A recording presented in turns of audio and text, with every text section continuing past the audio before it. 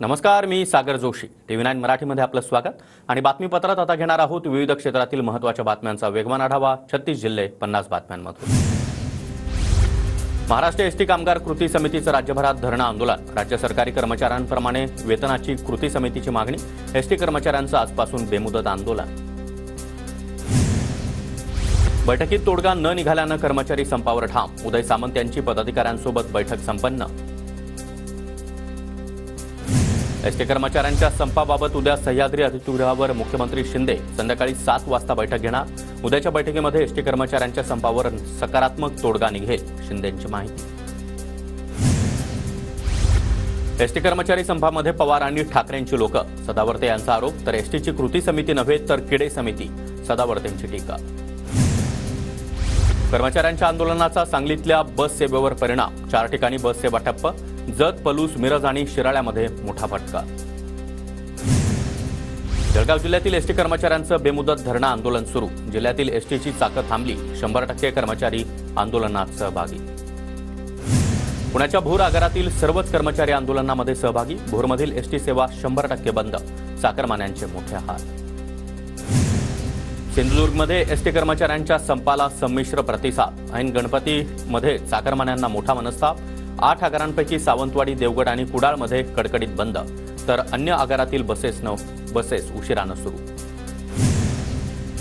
लातूर जिल्ह्यातील 5 एसटी आगारातील 2500 कर्मचारी संपावर. विद्यार्थी आणि प्रवाशांची चांगलीच तारांबळ.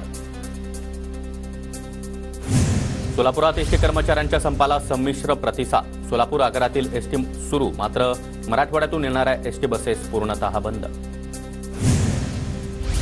कर्मचाऱ्यांच्या आंदोलनाचा सांगलीतल्या बस सेवेवर परिणाम. 4 ठिकाणी बस सेवा ठप्प. जत, पलूस, मिरज आणि शिराळ्यामध्ये मोठा फटका. नांदेड विभागातील 80% कर्मचारी संपावर. 530 पैकी केवळ 51 एसटी रस्त्यावर. 9 आगारातील 1.5 लाख प्रवाशांना फटका. सांगली नाशिकच्या मालेगाव आगारामधील सर्वच बसेस बंद. प्रवाशांचे मोठे हाल. एसटी कर्मचारी सरकार विरोधात आक्रमक. कोल्हापुरातील केशवराव भोसले नाट्यगृहासाठी शरद पवार यांच्याकडून 1 कोटींचा निधी. कलाकारांची काळजी घेणारं नाट्यगृह उभं करा, पवारांचं आवाहन. कल्याण पश्चिम विधानसभेमध्ये शिंदे गटाला फटका. शिंदे गटाचे जिल्हाप्रमुख साईनाथ तारे यांचा ठाकरे गटामध्ये प्रवेश. उद्धव ठाकरे यांच्या उपस्थितीमध्ये पक्षप्रवेश. अकोल्याच्या अकोट तालुक्यातील गांधीग्रामचं शिवलिंग मंदिर पाण्याखाली. महादेव अर्धे पाण्यात. पूर्णा नदीला पूर. अमरावतीतील पूर्णा बॅरेजचे दरवाजे उघडल्यानं नदीच्या पाणी पातळीमध्ये वाढ. जळगावच्या जामनेर तालुक्यामध्ये कांग नदीच्या पुराच्या पाण्यामुळे शेवगा आणि पिंपरी गावाचा संपर्क तुटला. पुण्यातून वाहनधारकांचा जीवघेणा प्रवास. धुळे शहरातील पांझरा नदीवरील फरशी पूल पाण्याखाली. आठवड्याभरामध्ये पूल दुसऱ्यांदा पाण्याखाली. नागरिकांना सतर्कतेचा इशारा. परभणीच्या गंगाखेड तालुक्यातील गौडगावमध्ये ढगफुटी सदृश पाऊस. शेतामध्ये गुडघाभर पाणी. पंचनामे करून मदत देण्याची मागणी. परळी तालुक्यामध्ये मागील 2 दिवसांपासून पाऊस. शेतामध्ये पाणी साचल्यानं शेतकऱ्यांचं नुकसान. पंचनामे करून नुकसान भरपाई द्या, शेतकऱ्यांची मागणी. बीडच्या परळीमध्ये दमदार पावसाची हजेरी. शहरातील सरस्वती नदीला पूर. कृषीमंत्री धनंजय मुंडे यांच्याकडून पाहणी. तात्काळ पंचनामे करण्याच्या मुंडे यांच्या सूचना.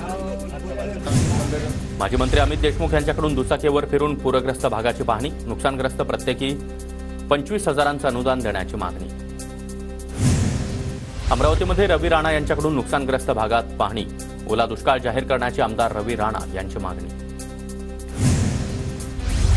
पीक नुकसानीचे पंचनामे तात्काळ करा. आमदार भावना गवळी यांच्या प्रशासनाला सूचना. नुकसान भरपाईसाठी सरकारकडे पाठपुरावा करणार, भावना गवळींची माहिती.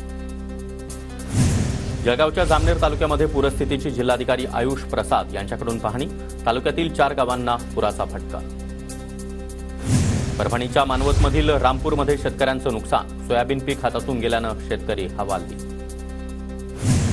नांदेडमध्ये मुसळधार पावसामुळे लाखो हेक्टर क्षेत्राला फटका. सोयाबीन, उडीद, मूग, कापूस आणि हळदीचं मोठं नुकसान. अर्धापूरच्या लोणी खुर्द शिवारामध्ये फुलकोबीचे देखील नासाडी.